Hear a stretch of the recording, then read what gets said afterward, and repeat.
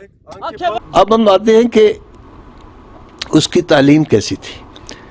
پہلے وہ داخل ہوا ادھر تعمیر ملت کمالیہ میں، وہاں اچھا بچہ تھا. پھر کیڈٹ کالج پٹاروں میں گیا. کیڈٹ کالج پٹاروں میں اس کو گھوڑوں کا بڑا شوق تھا. شروع میں ہی جب یہ تعمیر ملت میں تھا تو یہ اپنے خالو کے گھر گیا، اس کو کہتا ہے مجھے یہ گھوڑا دے دو. جب اس کو چچا کو پتہ چلا تائے کو، تو اس نے کہا یار ادھر کیوں گئے ہو تم؟ اس نے گھوڑا خرید کے اس کو دیا. کہتا یہ گھوڑا ہے تمہارے لیے، تم اس پہ رائڈنگ کیا کرو. وہاں جا کے وہ رائڈنگ کلب کا بنا، جو بھی ان کا لیڈر ہوتا ہے. ان کے جو کھیلے ہیں، ہاکی ہے، کرکٹ نہیں کھیلتا تھا، ہاکی ہے، باقی فٹ بال ہے، اس طرح کی گیمیں. ایتھلیٹکس میں بہت اہم تھا. اور یہ تو کریکولر ایکٹیویٹیز ہیں. وہ ایجوکیشن میں بھی اس نے بورڈ میں پوزیشن حاصل کی، اور اس کے 94% مارکس آئے ایف ایس سی میں. انجینئرنگ میں نہیں گیا. وہ کہتا ہے میں نے جانا ہی نہیں، میں نے اپلائی نہیں کرنا. تو اس نے آرمی میں اپلائی کیا. اپنے کالج کے اسٹوڈنٹس کو کہتا تھا کہ میں نے آرمی میں جانا ہے اور میں نے شہید ہو جانا ہے. اور اس نے کہا کہ جی میں نے آرمی میں ہی جانا ہے. ہم نے کہا ٹھیک ہے چلے جائیں. تو آرمی میں اس نے 126 لانگ کورس میں اپلائی کیا. اور پاکستان آرمی میں یہ جو آئی ایس ایس بی ہے یہ 52 میں بنی تھی. اس سے پہلے جو انڈیا سے ان کو انہیریٹڈ ہوئی تھی وہ نیوی کی، ایئر فورس کی، اور ادھر یہ ملٹری کی علیحدہ تھی. تو اس کا جو ریکارڈ ہے وہ اس نے 126 لانگ کورس میں توڑا. اس نے ایک بار اس کو 9 آبسٹیکلز کو کور کیا، پھر دوسری بار کیا، اور تیسری بار 40% کیا. اور موقع پہ جو وہاں جو لے رہے تھے امتحان، انہوں نے کہا جی آپ نے تو پاکستان آرمی کا ریکارڈ توڑ دی. وہ ریکارڈ ابھی تک قائم ہے.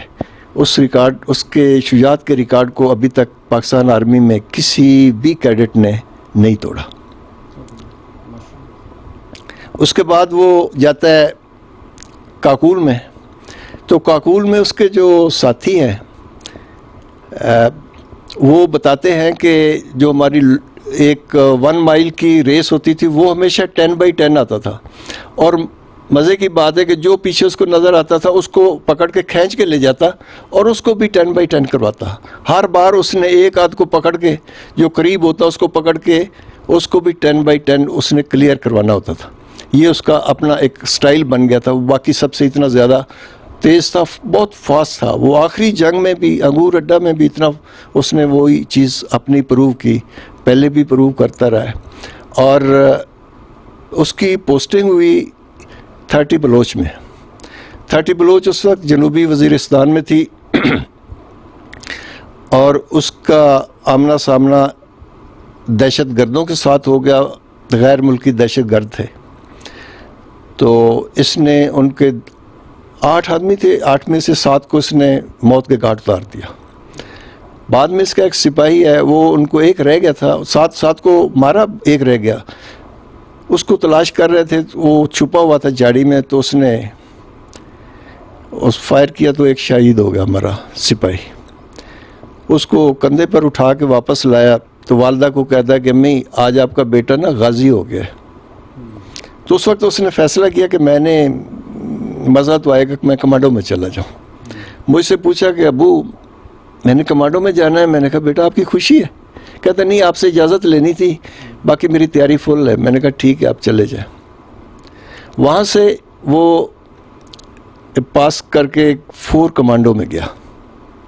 اس وقت جنگ ضرب عذب لگی ہوئی تھی، اور یہ اس وقت کیپٹن تھا 4 کمانڈو میں. تو جنگ ضرب عذب کی جو مین لڑائی تھی وہ آخری مرحلوں میں تھی. اور شوال ویلی کے جو شمالی حصہ ہے اس میں انہوں نے تقریباً 700 بندے جو دہشت گرد تھے اکٹھے کیے اور باقی علاقے خالی کروا لی. تو بیٹے کو انہوں نے بلایا اسپیشلی کہ یہ 700 بندے آپ کے ذمہ ہیں، ان کو ختم کر دو. اس وقت کیپٹن تھا اور 4 کمانڈو میں تھا. اس کے ساتھ اپنی یونٹ کے 30 جوان تھے.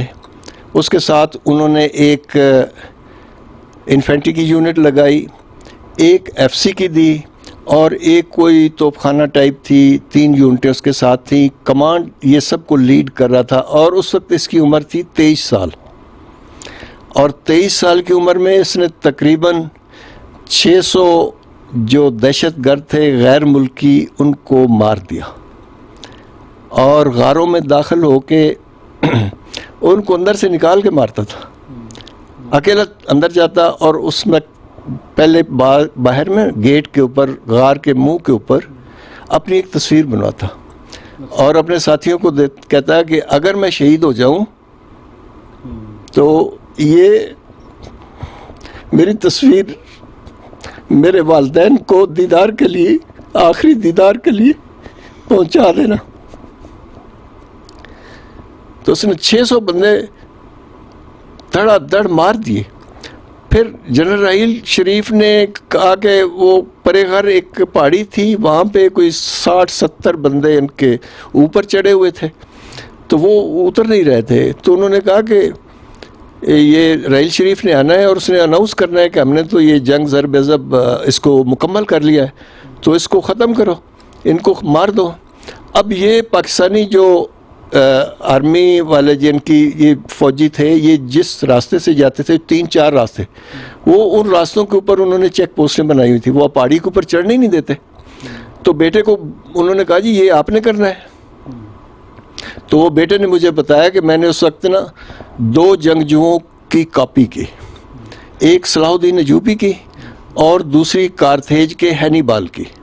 صلاح الدین ایوبی نے کیا کیا تھا، اس نے کمٹمنٹ دے دی تھی کہ میں جا کے وہ آپ بناؤ، وہ جو گنبد ہے مسجد اقصی پر میں چڑھا دوں گا، کمٹمنٹ دے دی۔ میں نے بھی کہتا ہے کمٹمنٹ دے دی 23 تاریخ کو 24 کو اناؤنس ہونا تھا، 27 کو جنرل رحیل شریف نے، میں نے کہا 2 دن میں کر لوں گا۔ اور دوسرا کہتا ہے میں نے کاپی کی کارتھیج کے جنرل ہینیبال کی۔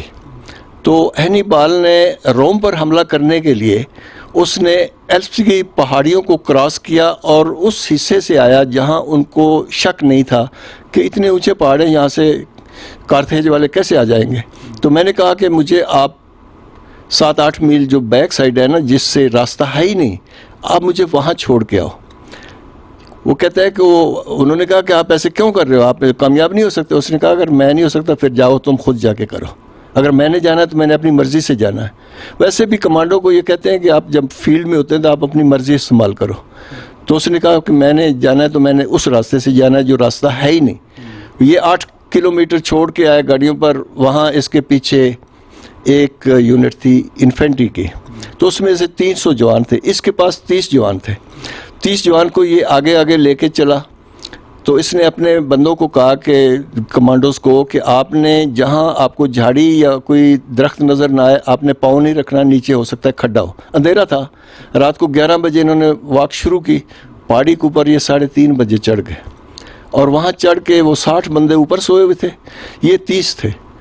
تو انہوں نے چند سیکنڈ میں وہ 60 کے 60 ختم کر دی، اور جو انفینٹری تھی وہ پہنچی 3:30 بجے وہاں، یہ ان کے بعد پہنچی۔ اور میں نے پوچھا بیٹا یہ کیسے ہو گئے، وہ بڑے لیٹ تھے۔ تو وہ کہتا ہے بیٹا اب ابو ہم تو بھاگ کے چڑھتے ہیں، کمانڈوز ہوتے ہیں، اور وہ ہم نارمل آرمی تھی، وہ ان کے پاس اسلحہ بھی موٹا ہوتا ہے، ہمارے پاس اسلحہ بھی ہلکا ہوتا ہے۔ کہتا ہے ویسے بھی ہماری ٹریننگ تھی۔ تو اس نے وہ شوال ویلی کو فتح کیا، اور اس کے بعد جنرل راحیل شریف وہاں 27 تاریخ کو آئے، 26 کو اس نے فتح کر لیا شارٹ ٹائم میں، اور شوال ویلی میں پھر 27 کو راحیل شریف نے اعلان کیا یا ایڈریس کیا کہ آج ہم نے ضرب عضب کو کامیاب کر لیا ہے، اور ہم نے دہشت گردوں سے اس پورے علاقے کو صاف کر دیا۔ وہ کیپٹن شجاعت چدر تھا جس نے یہ جنگ ضرب عضب کو کامیاب کرایا، جس نے 700 دہشت گردوں کو اپنے ہاتھ سے مارا اور غاروں میں اندر داخل ہو کے اکیلا نکالتا تھا، اور اس کو ڈر نہیں تھا، وہ زندگی میں ڈر اس کے قریب سے گزرا ہی نہیں ہے۔ چست تھا، تیز تھا، چلاک تھا، ذہین تھا، اس میں ہر خوبی تھی، نیک تھا، سخی تھا، اور اپنے لوگوں سے اتنی محبت کرتا تھا کہ وہ کہتا ہے اپنے سپاہیوں کے بارے میں، کہتا ہے کہ یہ لوگ ہیں جو میرے اوپر جان دیں گے، ہمارے رشتہ دار دوست تو وہ بیٹھے ہوں گے لاہور میں، کوئی کدھر بیٹھا ہوگا، یہ تو میرے ساتھ بارڈر پہ ہوں گے نا، تو میرے لیے ان کی اہمیت زیادہ ہے بنسبت میرے وہ جو دوست ہیں یا جو میرے قریبی ہیں، مجھ سے یہ زیادہ مجھے پیارے لگتے ہیں، چونکہ انہوں نے میرے اوپر جان دینی ہے۔ اور ایسے ہی ہوا کہ اس کے اوپر جان بشاور کرتے تھے، کوئی مطلب اس کے کسی سپاہی سے پوچھو، کسی اس کے کلیگ سے پوچھو، کسی اس کے آفیسر سے پوچھو، تو وہ یہی کہتے ہیں یار وہ تو ایک فرشتہ تھا۔